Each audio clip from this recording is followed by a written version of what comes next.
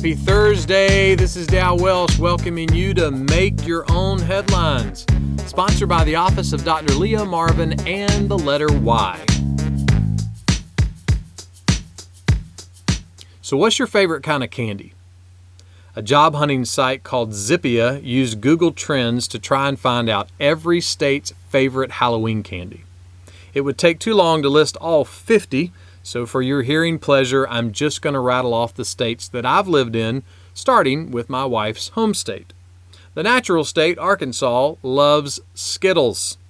The Commonwealth of Virginia prefers Sour Patch Kids. North Carolina, the Tar Heel state, loves them some Crunch Bars. And now to my home state of South Carolina. Look, I like Razzles and the occasional box of Grape Nerds, but I'm not a candy kind of guy. When I think of candy, I'm thinking of something with triple chocolate, not Sour Patch Kids or Lollipops or Everlasting Gobstoppers. But even though I'm not a candy guy, I'm still a little disheveled that the top candy in my home state is Starburst. I mean, unwrapping a Starburst to me is like making a dentist appointment before you even put it in your mouth. Because you're either going to get a cavity or one or more of your teeth are going to dislodge from your head with the first chew. But undoubtedly in my state, I am alone when it comes to that opinion. I would also be alone in Georgia, Alabama, Texas, Iowa, and North Dakota. Look, if you're graduating from dental school, one of those states could be a good place to set up your first practice. One day Jesus was teaching his disciples how to pray, and he began with these words, "Our Father who art in heaven, hallowed be your name." The word hallow means to set apart. For many people in South Carolina, Halloween seems to be a time to set apart a bucket of Starburst. But Jesus meant it in a completely different way.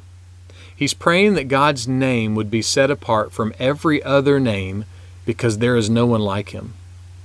To hallow God's name means that you esteem him and revere him and treasure him above all things.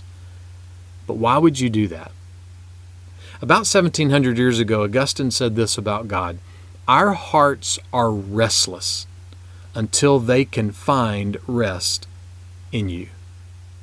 To hallow God's name is to admit that he is the greatest reality in the universe, and only the greatest reality in the universe can satisfy the greatest need of your soul.